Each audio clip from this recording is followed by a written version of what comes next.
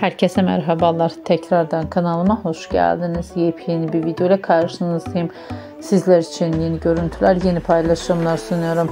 Paylaşımlarım Erkan ve Yağmur Öztürk'ten olacak. Birbirine yakışan çifte kumruların güzel görüntülerini, güzel paylaşımlarını umarım sizler de beğenirsiniz. Sizlerden tek dileğim kanalıma abone olup like atmayı unutmayın. Hoşça kalın, sağlıcakla kalın arkadaşlar.